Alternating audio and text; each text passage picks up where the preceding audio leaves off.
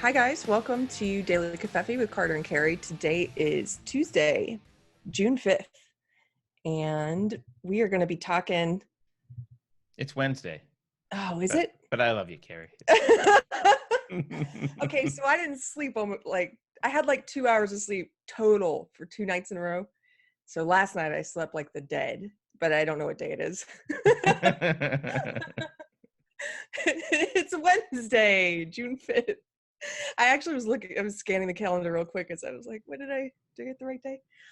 Hi, welcome. How are you, Carter? I'm fine. There's so many content things I want to do on Unsafe Space, and I've been dealing with some back end stuff and stuff that needs to get done. But I'm hoping that by the end of this week, I can, maybe even a couple days, I can start getting back into producing some more content. Speaking of that, though, by the way, I forgot to mention, I am going to post today the talk we had with Kyle Blanchett about abortion. So that's good. I edited that yesterday. It's all ready to go. I will post it after Daily Covfefe today. I'm excited for this one. This was a really good conversation, guys. It was a really good. I feel like I could have talked to him for 4 hours probably about ethics. Yeah, he's great. That's very cool. Yeah. So I don't have anything else to say. So, do you want to talk about this? We want to talk about another one of these healing from internalized whiteness workshops. Well, there's this author, Keri Smith, it looks like is her name. And let's dive into her work.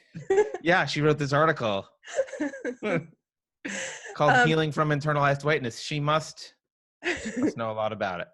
I think you're going to see a lot more of these kind of workshops, like the healing from whiteness, healing from toxic masculinity. At colleges, they're introducing coursework for... Oh my God. Yeah, they're introducing coursework. I saw at UT Austin, they have, they're doing this masculinity studies, which goes hand in hand with women's studies. But masculinity studies is all about denigrating men. As far as I can tell, it's all toxic masculinity studies. Yes, it's how to undo your toxic masculinity. Wow. So this is a cult. I mean, I've said this before, but my old belief system is a cult, and they have to get you to believe certain things in order to control you. And it's like these people don't realize you're becoming a puppet for this belief system. I think a lot of times people don't think about ideas, and I never thought of it this way until I heard Jordan Peterson talking about Jung, about how sometimes people don't have ideas have people. And that's what this ideology is like. And I'd never really considered it that way before, but once I heard that quote, I'm like, that's exactly what it was. It's like this ideology enters you, you accept it. It's like, again, there's an analogy there to the Holy Spirit. There's an analogy there to religion. Oh, it's definitely religious. It's totally definitely religious. But so you accept it, and then it grips you, and it drives you, because you're no longer choosing what's okay to say and think. You're letting the ideology tell you now. If I would love to, if part of the reason I want to start talking to SJWs on the show, maybe, is because I would love to just ask them, because I know, what are you guys doing?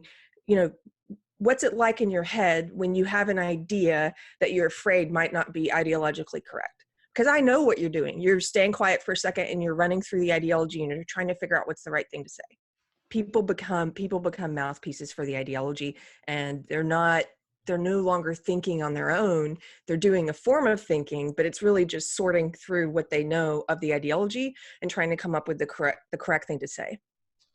Yeah, I don't know that as someone who's in it will be able to have much of a conversation with you about their thought process, because I assume that part of the thing that keeps them in it is evasion of what's going on in their head. Right? They need to be evading that one fact, because once you stop evading what's going on, suddenly it starts to unravel. Yeah, you're right. I don't know if they could even see it until you're removed from it and you're looking back at what you used to do, right? Yeah, I mean, I don't know. I don't know how you get people out of cults exactly, but I assume we're gonna figure it out. Okay. Yes. So let's talk about this woman's article. She seems So brilliant. I'm kidding. there, Okay. so there's this, why don't you say, where this came from by Everyday Feminism? I want to talk about this thing. And by the way, the reason I think it's great to talk about this again, our audience really wants to send you undercover.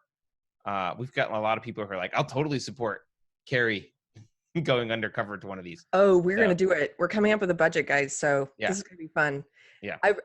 Because again, you're going to start to see a lot more of these workshops, and it would be great just to sort of expose them for what they are now. That's why I don't mind talking about this again, even though we already did the race to dinner one, where white women come to the table and sit in their uncomfortableness or something.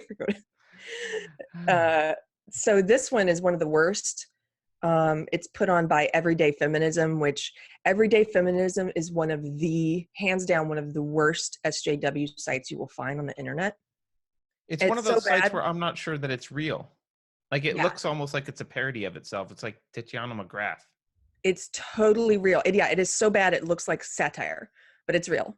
And they hold these workshops. They charge around $600 to go. They have them in multiple cities. And the description of this one is healing from internalized whiteness. You get to go, and at this one, instead of being yelled at by Black SJWs about how racist you are, you're yelled out. You're going to be yelled at by white SJWs, white allies. Well, Which that's better because then the Black people don't have to do the work of yelling at you, and it's racist to expect them to do the work, Keri.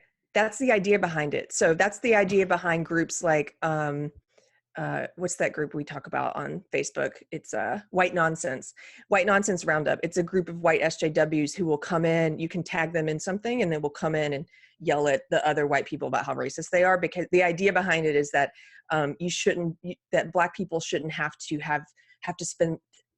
do the emotional labor, is what they call it. But And also, can't you get in trouble as a white ally for making money off of this? So these people are yes, charging. So they also are horrible people.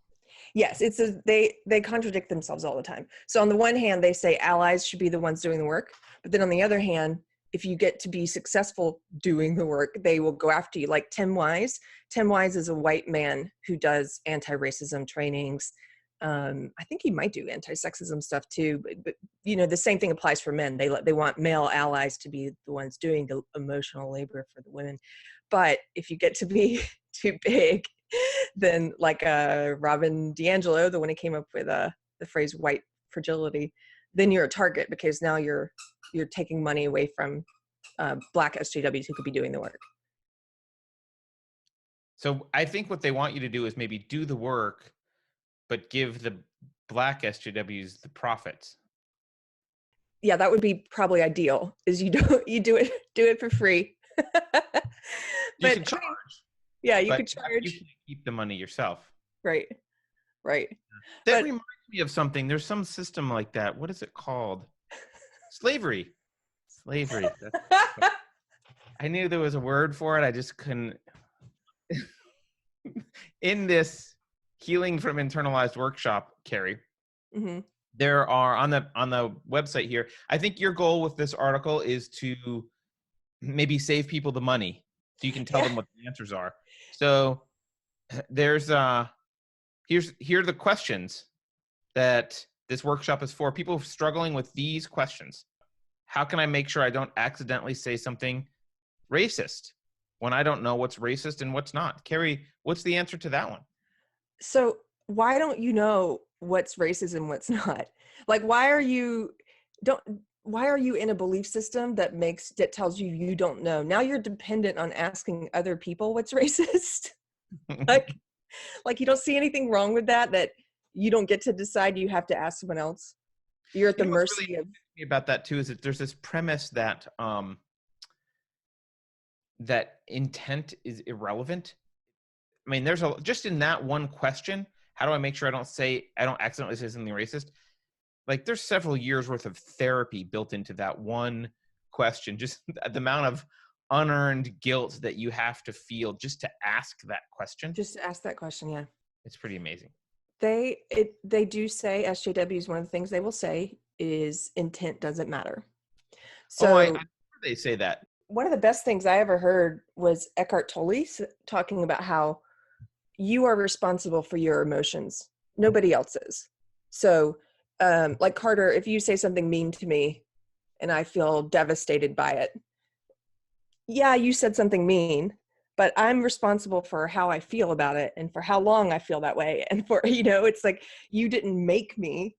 Right. And I mean, that's a standard therapy thing. yes. Like, people don't make you feel a certain way. Your feelings are your own interpretation of events. It doesn't mean that you can control your visceral reaction right away, but you actually can. The way I look at feelings is they're this, and this is a Randian view, but I think it's mostly accurate. They're like an instantaneous integration of how the event corresponds with your model of the world in your head.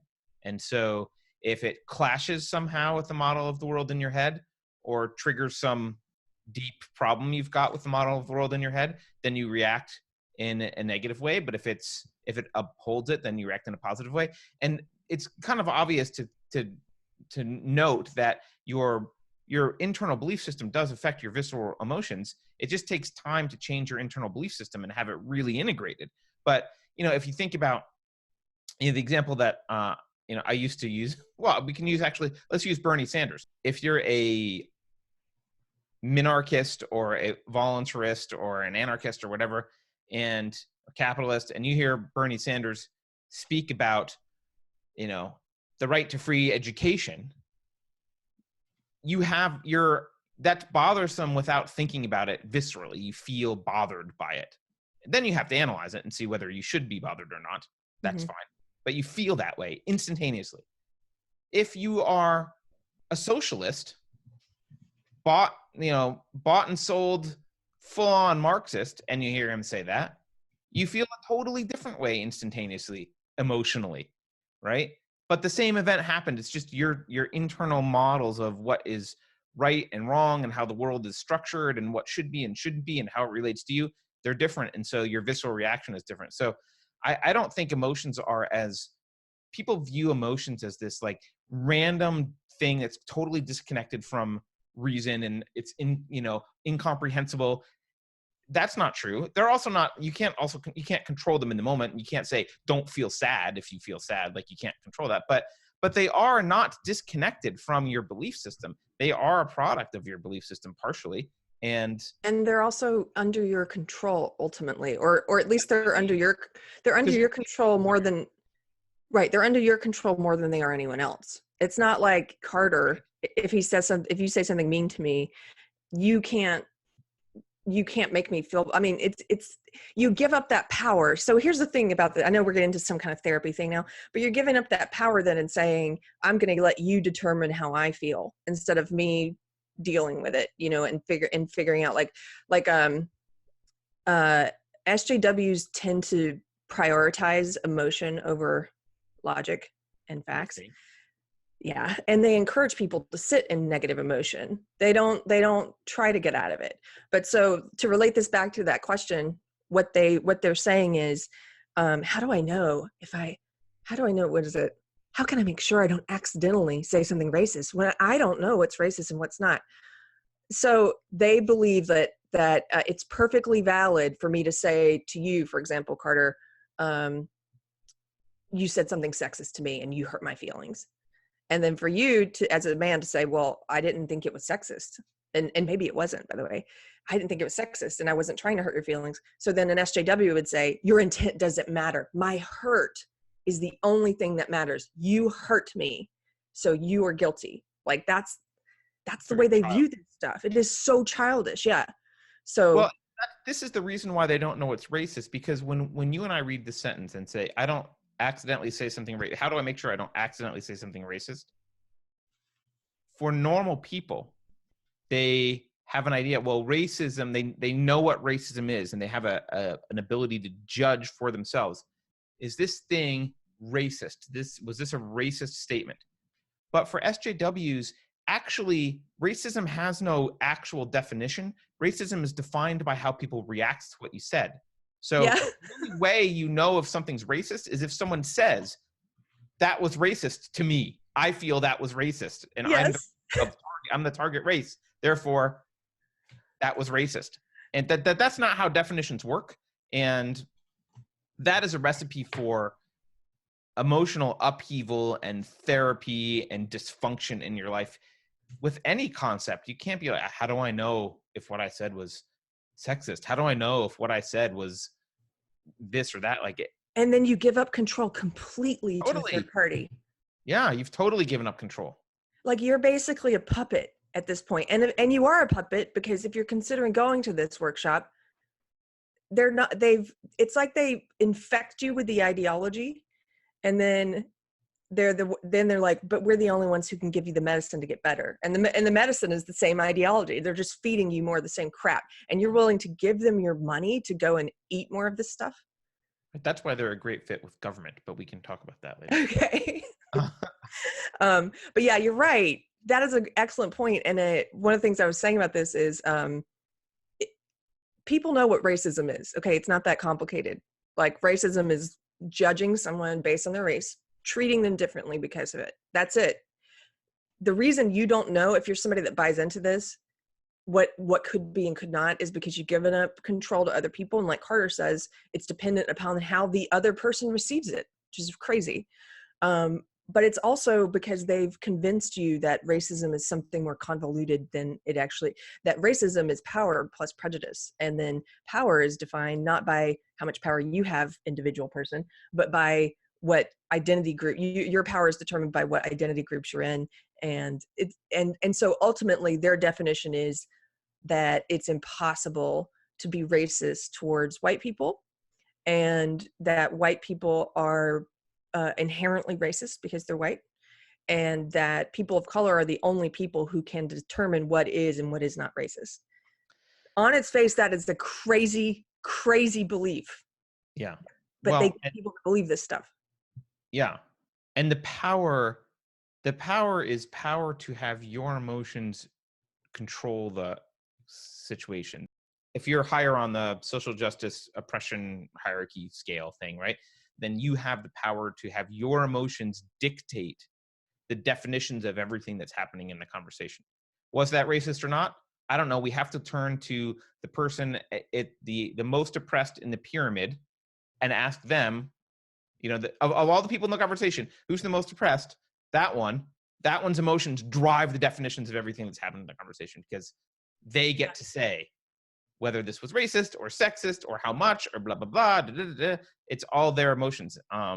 With an important caveat. Yes. They have to speak the ideology, though.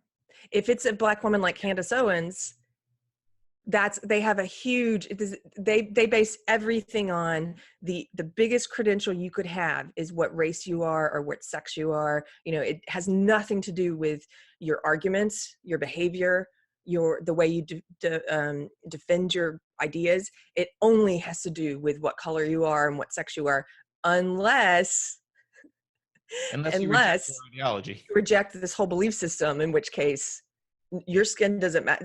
Candace Owens, her skin and her sex don't save her. Candace Owens is an old white guy, as far as they're concerned. Right. Worse than an old white guy. Yeah. Okay. Let's just look at some more questions. Okay. How can I know what to do without burdening a person of I'm sorry. How can I know what to do without burdening a person of color to educate me, but still somehow follow their leadership? So this is I'm going back to saying cuckold is the right term for all of these people. Like, okay. It's like, again, you're giving up your power to someone else.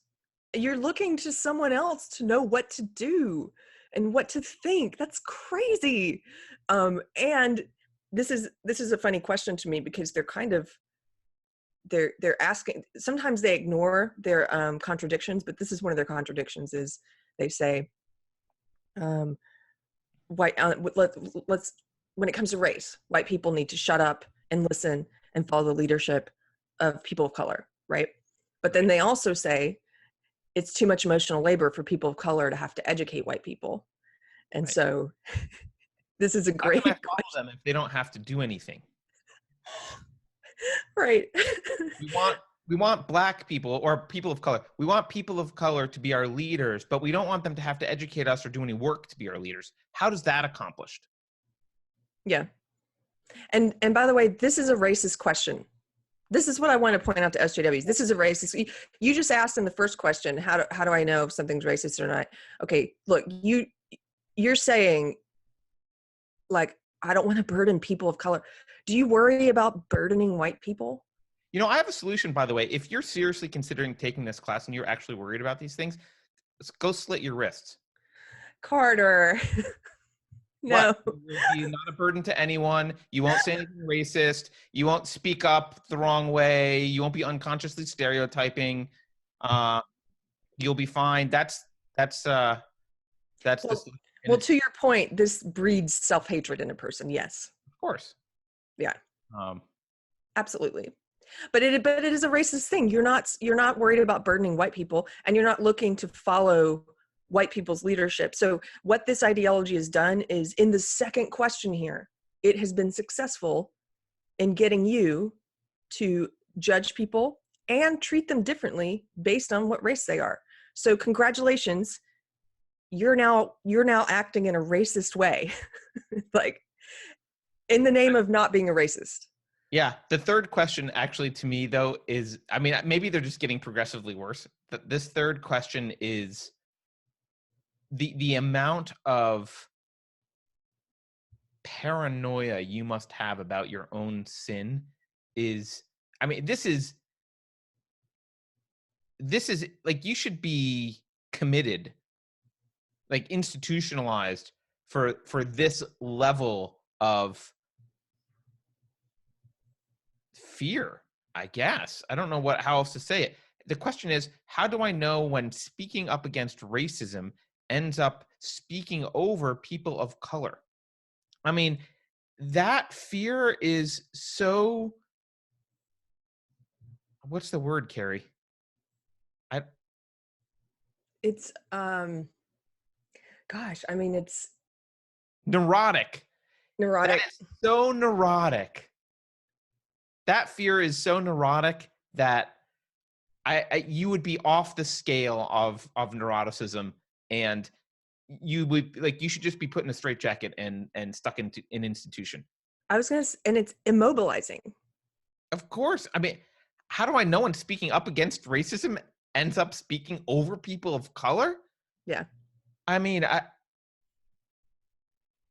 this goes back to my earlier point. Think of that question. Well, this goes back to my earlier point of, they are not allowed to think. They are only supposed to say the correct thing ideologically and not step into any trap, right?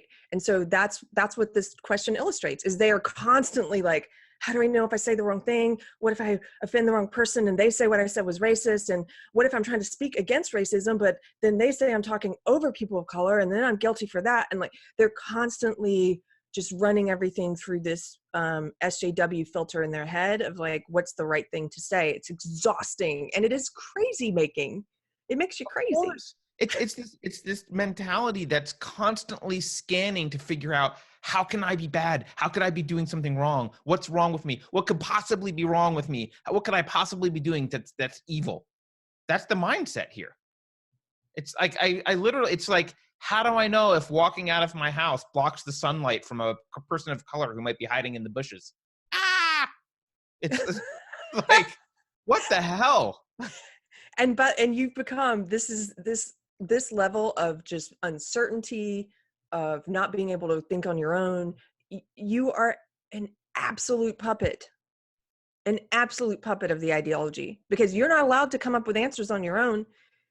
You're at the mercy of this belief system and people in the belief system who have more experience with these issues, or more emotion attached, or you're at the mercy of people simply because of their race or their sex. And you're in a sexist and racist belief system, and they're manipulating you because of your desire to do good and to not be racist and sexist. That is evil. Why are you letting people take your desire to not be racist and turn you into someone who goes out and is racist, where everything you look at now is through the lens of race? I mean, there's got to be a lot of, obviously there's got to be some psychological, there's got to be like guilt and some deep psychological problems. Can I just say one thing? This is obviously racist against white people, but this is also extremely racist against people of color. The model, if you're an alien coming down and reading this for the first time and seeing this, you would conclude, oh, these people of color must have like, they must be hypersensitive and have no ability to speak on their own. They must be very fragile, and they must not be good leaders. They must have bad leaders because, you know, people are worried about like making them leaders because they can't do it on their own. And you got to withhold judgment from them and be careful you don't speak up. Like, it makes Black people or people of color generally just look like pathetic non-humans. This is, you know, the old racist pictures where they have to show like I think it was like related to Darwinism. I'm not totally sure, but there was like they would have the picture and be like, the Negro is more close to the ape than it was this total racist genetic crap, right? Yeah, that's what this is. Yeah, it's this ideologically. It's like the person of color's brain is incapable of handling if you say something that's slightly offensive or when you speak and they want to be speaking. It's like, it's the same fucking thing as the horribly racist ideas about how people of color are not human. This is just it's a different way to do the same, to say the same thing. It is. And I put that it's condescending. You're basically saying, I mean, I'm just repeating what you said in a different way, but yeah, they're not worried about burdening white people. They're not worried about speaking over white people because white people can handle that better. Black people can't handle that. Like it is completely condescending. And it is, you're right to point out, it's based on some really, racist stereotypes of people of color. Totally racist. It's totally I mean, if I were a Black woman or a Black man and this was the conversation that the leftists were having around me, that these social justice warriors were like, you know, make sure you're not speaking over Carter, I would be like, fuck you. Fuck all of you. I would like, no wonder people like Candace Owens are pissed off at this and speak at it. Like, I would be. I'm pissed off, obviously, being white, being told that I'm guilty by virtue of being white. And I can be kind of vicariously pissed off for people who are people of color. But can you imagine being a competent, well put together, non-neurotic, non-pathetic, like normal human being of color and getting treated like this? Yeah. I have a great, like they're pets. I mean, literally, white people are treating people of color like they're pets or like small children. Yeah, it's very condescending. I have a photo.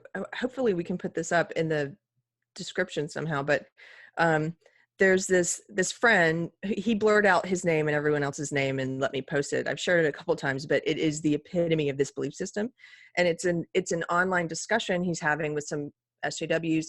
And there's one woman who's just going in on him hard and using all the SJW attack stuff at him, like, you know, about helping marginalized people. And she's totally insulting him using ad hominem attacks, all the stuff they do when they think you're not an SJW and when they think you're not a marginalized person.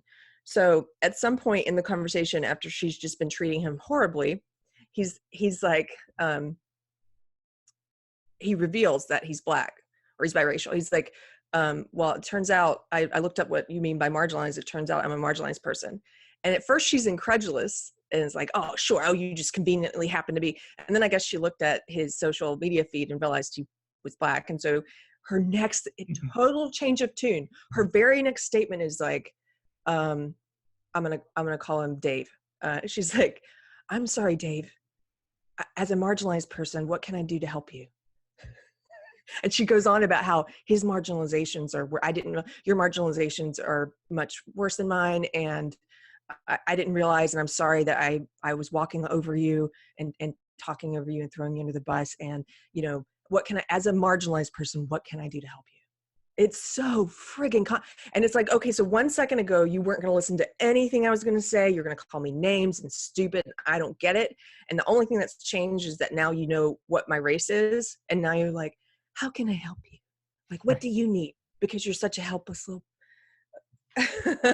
How about just treat people?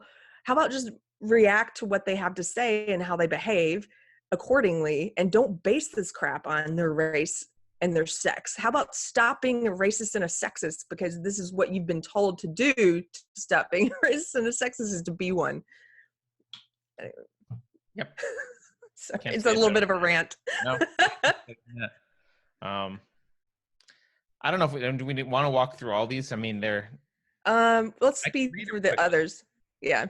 What do I do when I realize I've been unconsciously stereotyping and judging people of color? What do I do with my guilt around having white privilege? By the way, if you have guilt about having white privilege, send me a check and I will absolve you. You are now, for a week, you're absolved. What do I do with my fear around talking to other white people about racism when they get so angry with me? What do I do with my fear that I'll never get it right and that I'll always just mess it up as a white person? Well, I think you hang on to that because that's necessary for the economic transactions to be happening in this way. If you lose that fear that you'll never get it right and you'll always just mess it up as a white person, then people won't be able to charge you hundreds of dollars to yell at you and tell you that you're guilty and, go to dinner at your house and break your plates or whatever it was, the other thing. So I think that one is, you hang on to that one. They want you to, yeah, of course. You got to keep paying for these workshops. None of the, you're never cured of this terminal illness that they call whiteness. You have to keep paying. One thing about the guilt, and I think this is real. I'm sorry. No, this is real, Carter. This is real. And actually, if we hadn't missed, they just had the last ones in May. Otherwise, this would be the one that I would want to go undercover at. But I'm going to find one equally as good, I promise. But one thing about the guilt, I think that so here's the thing.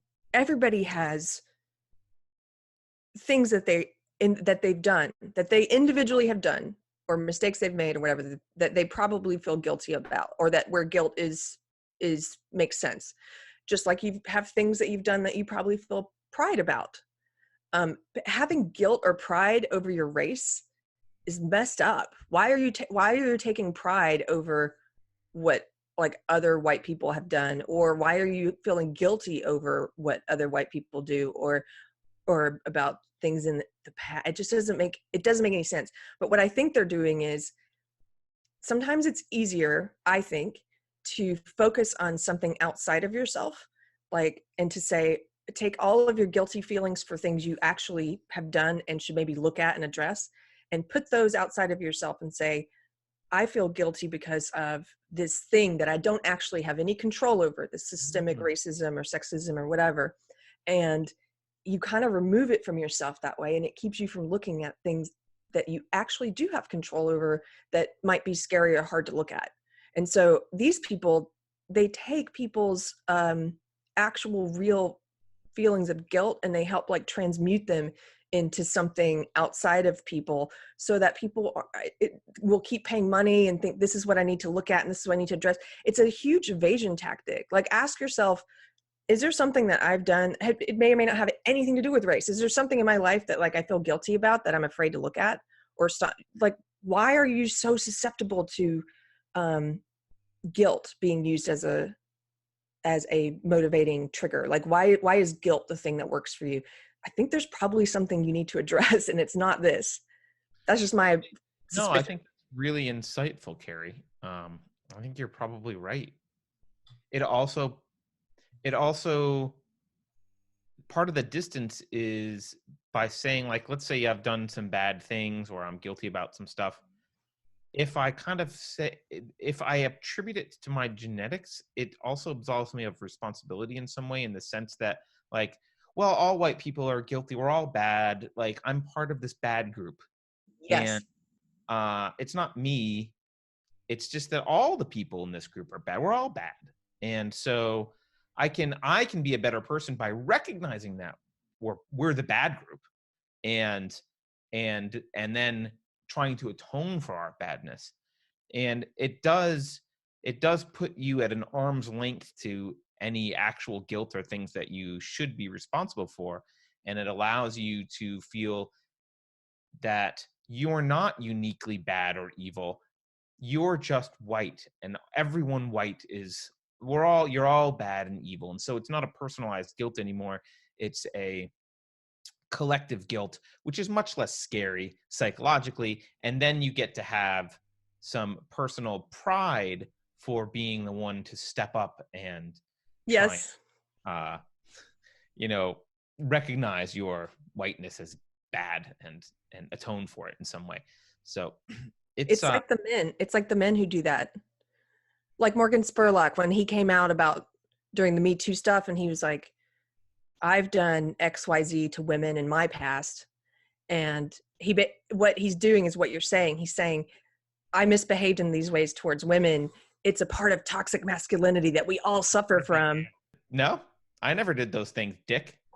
Yeah, exactly. Exactly. They're trying to make all men feel culpable or guilty so that they feel less responsible for their own individual actions. And it's the same thing with race. Yeah. Yeah. I think this is just by the by. I don't think this kind of craziness could exist in a society without a really high standard of living. Because, if you're worrying about paying bills and feeding your kids, you're not wasting time trying to heal from your internalized whiteness. It's there needs to be a certain level of affluence to Totally. be even contemplating this stuff, right? Most people are worried about paying their mortgage and feeding their kids, and college is getting expensive, which you shouldn't send your kids to, but most people don't know that. So they're trying to save up for college or do something, and they're focused on their everyday thing. It takes a level of detachment from the real challenges of everyday life to be able to sit back and figure, like, maybe I'll heal from my internalized whiteness. Yes. It's like contemplating your navel lint, but it's just more expensive. Exactly. So exactly. It's just a new form of we've talked about the self-help stuff before, but like one of my old bosses in entertainment who was always spending tons of money on whatever the next new age thing was, I'm going to bond with my inner child, I'm going to go to this workshop and learn how. It was always some kind of spiritual quest thing. I'm going to go hang out with a shaman and pay tons of money. And then this is sort of like that. You're hanging out with shamans, SJW shamans, who promise they can cure you from this made up thing that is preying on whatever your disposable income and maybe guilt over having so much disposable income. I don't know. Look, if you have enough disposable income to do this and you don't want to slit your wrists, which I still advocate, but we'll probably get banned from YouTube for me saying that. If you don't want to kill yourself, what you can do is quit your job. Maybe spend some time with your kids. You got too much, like if you're in like a dual income thing or something, and one of you, could be a guy or the woman in the relationship, feels like they really need to go heal from their internalized whiteness, and your family budget is such that you don't even question this, you have too much money. Stop, and someone should stay home with your children and maybe raise them. So, although now that I think about it, maybe one of you shouldn't be raising your children. I don't know what to do with your children at this point. But I mean, it's this like, you have too much time on your hands. You have too much time on your hands. You have too much time, too much resources. There's like, and this is a capitalist. I don't think there actually is, objectively too much. You can't accumulate too much objectively, but for these people, they've accumulated more than their psychology can deal with. Yeah. It's a function of living, what do they call it, like first world problems. You don't have any real problems. It's like the Yale kids the video of the Yale kids screaming at those professors about how oppressed they were. It's like, wow, that's insane.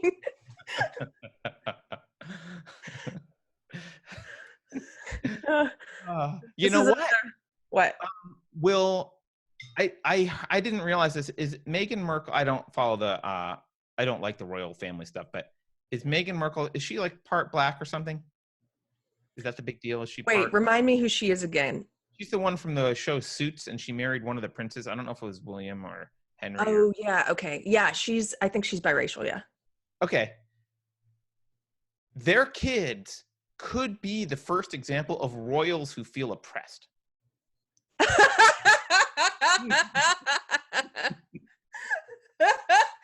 Oh my gosh.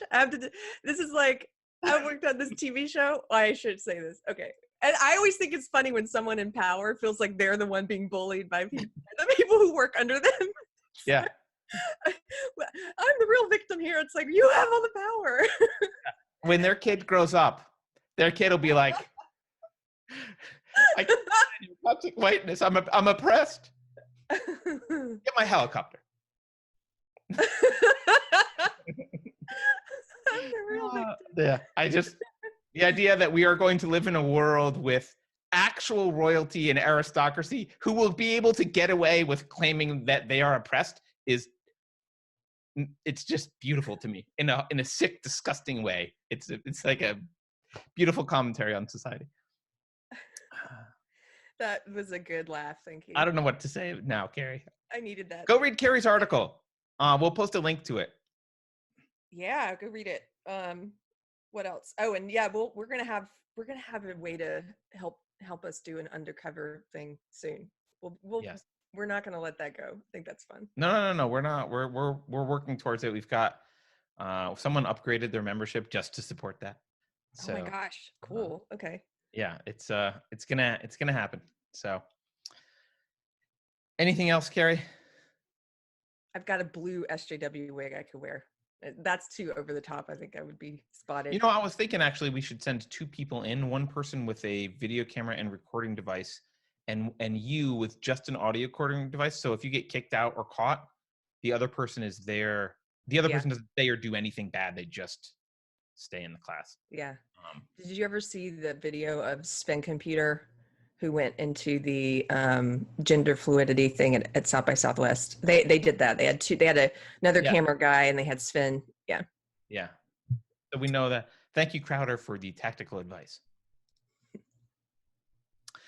All right. On that note, have a good day, everyone. We will see you tomorrow for another episode of Covfefe and Deprogrammed tomorrow. And later today, we'll release our abortion discussion with Kyle Blanchett.